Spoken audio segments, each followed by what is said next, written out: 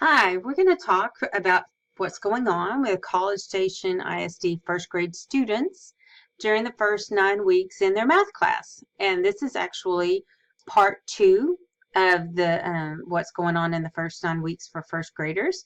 And so if you missed part one, you might go back and look for that. And there's also going to be a part three. So it's split up into three parts. So let's look at an overview of the first 9 weeks. Um, First grade students start off by analyzing data, that is creating and looking at graphs, and that was what was in the part one video. Then they analyze attributes of 2D and 3D shapes and talk about fractions when they're splitting these shapes up into parts. And then they also work on understanding whole number relationships. So as they start their work with 2D and 3D shapes, they start to identify two-dimensional shapes, including circles, triangles, rectangles, and squares as special rectangles, rhombuses, hexagons, and describe their attributes using formal geometric language. So they start using words like vertices, which vertices is the plural form of vertex. If I'm talking about more than one corner on a shape, I'm going to say vertices. And if I'm just referring to one specific corner, then I talk about the vertex. And then we also talk about the sides on 2D shapes. So we want them to be able to identify how many vertices, how many corners, and how many sides. And so that is a list of shapes that they're going to talk about. It doesn't necessarily have to be limited to that, but it's definitely going to include those at a minimum. Circles, triangles, rectangles, and squares as special rectangles, rhombuses, and hexagons. So here's examples of them. And you can see I have two circles here. They're different sizes. They're different colors. So we don't want to always show them the same circle. That's the same size, the same color. And we want them to see a variety of circles so that they realize that it's not about the color, it's not about the size, it's about the fact that it's one continuous closed curve. You know, there are no vertices, there are no edges on a circle. It's just one continuous closed curve. And that's an important thing. You know, the circle has to be closed or it's not actually a circle. You know, the same thing with triangles. You know, there are different colors. There's different types of triangles.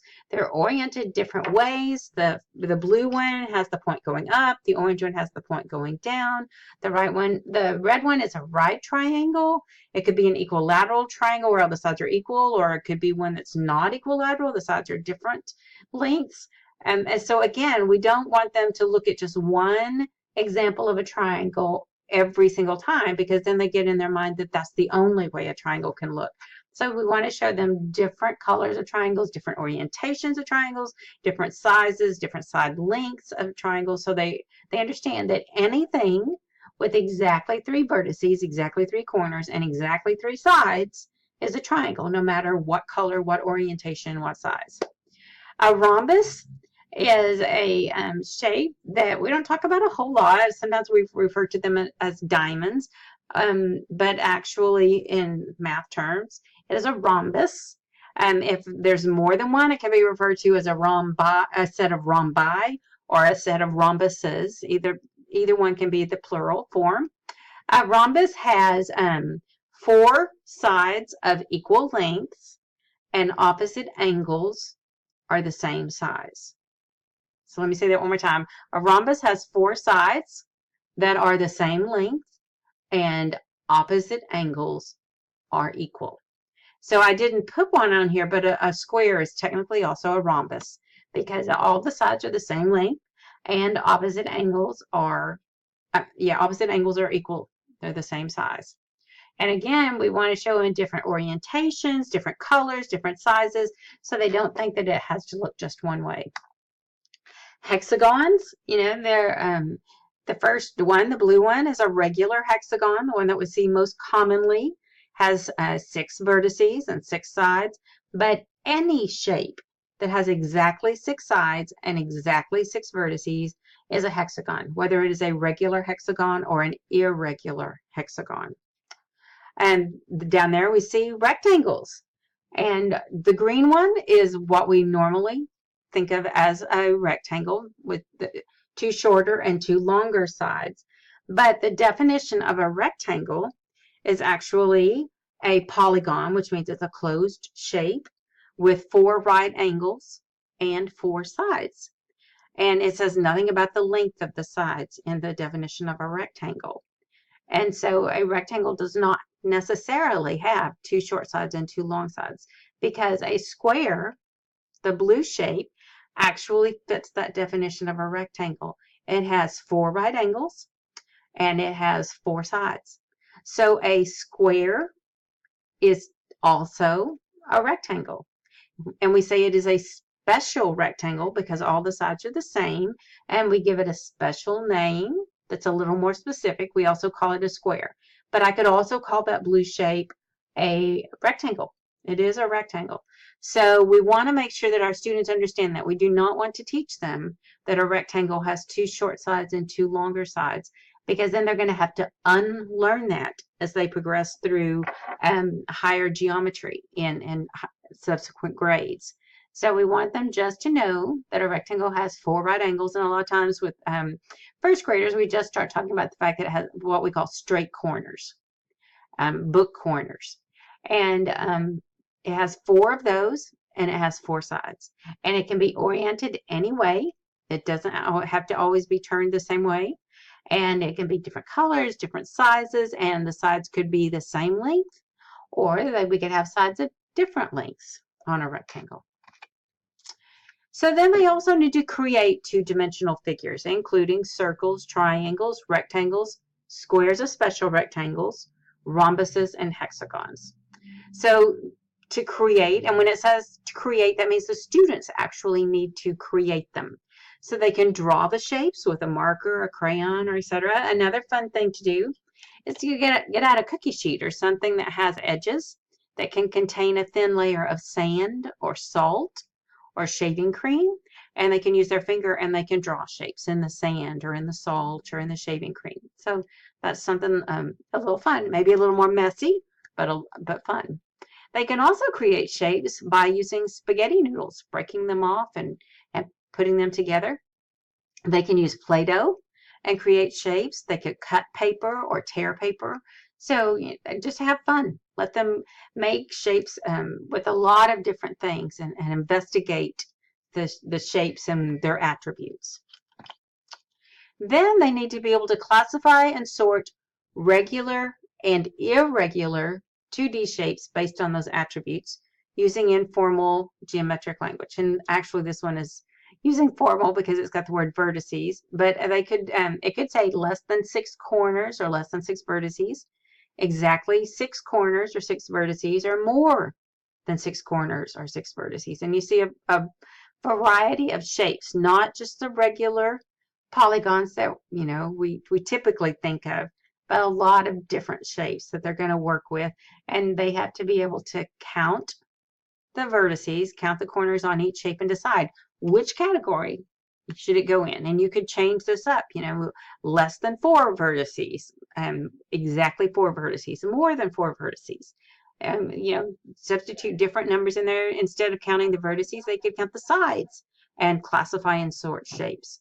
Now you could give them a bunch of shapes and say, sort these into rectangles and not rectangles, or sort these into triangles and not triangles. Sort these into rhombuses and not rhombuses, or by the attributes.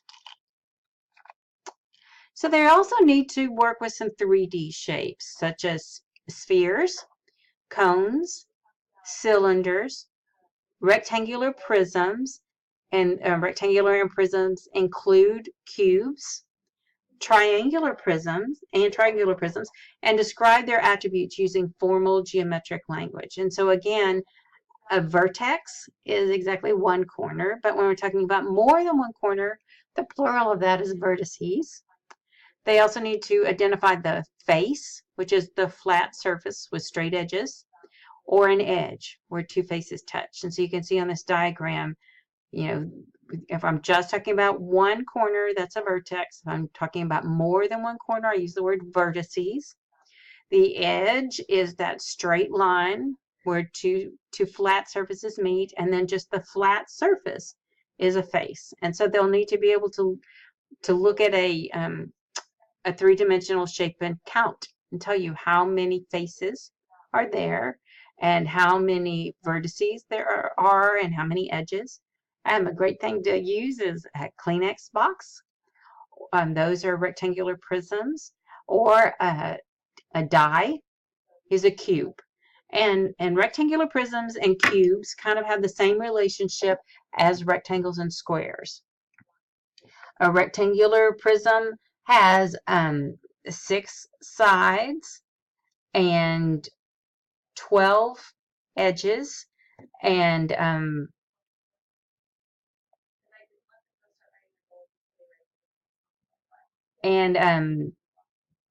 8 vertices. And a cube also has the same count. It has 6 faces and 12 edges and 8 vertices. The difference between the rectangular prism and the cube is that the cube, all of the faces are congruent. They're all the same size and shape. A rectangular prism, some of the faces may be rectangles, and while some are squares, or they may be all squares. So a cube is just a subset of rectangular prisms. Here's some pictures. Again, the cube is included in with the rectangular prisms, and there's a real-world example of a packing box. A triangular prism has 2 faces that are triangles, and then the other 3 faces are rectangles, and a Toblerone box is an example of a triangular prism. Spheres are balls, and it is just one curved surface, has no vertices, no edges, no faces, just one curved surface. A cone has one circular base and one curved surface, and you can see a birthday hat or an ice cream cone. Cylinder has 2 circular faces and one curved surface, and examples are the can of soup, or a snare drum here is also in the shape of a cylinder. So you might help them look around the house and find all the spheres they can find, or find examples of cylinders, or find examples of rectangular prisms. Then they need to be able to distinguish between attributes that define a 2D or 3D figure and attributes that do not define the shape. For instance, the number of vertices on a 2D or a 3D shape does help to define the figure, the shape. The number of sides on a 2D figure, the number of faces on a 3D figure, the number of edges on a 3D figure. Sometimes the length of sides or edges help to define them. The square, that special rectangle, all of the sides are the same length. And as they progress later and talk about equilateral triangles, the length of the sides becomes important in defining that shape.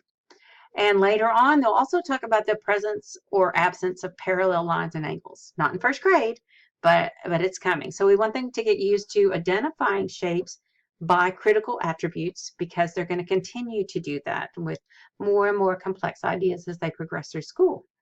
Things that do not define a shape are color, or texture, or orientation.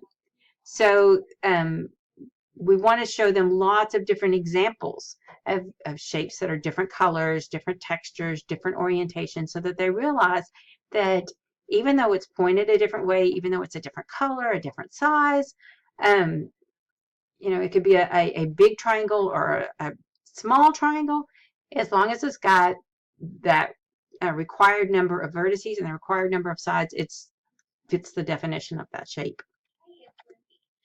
They are also going to work on composing 2-dimensional shapes by joining 2, 3, or 4 figures to produce a target shape in more than one way if possible. So for instance, we could give them 2 triangles and ask them to create a rectangle or to create a square with them. We could give them two rectangles and ask them to create a new rectangle.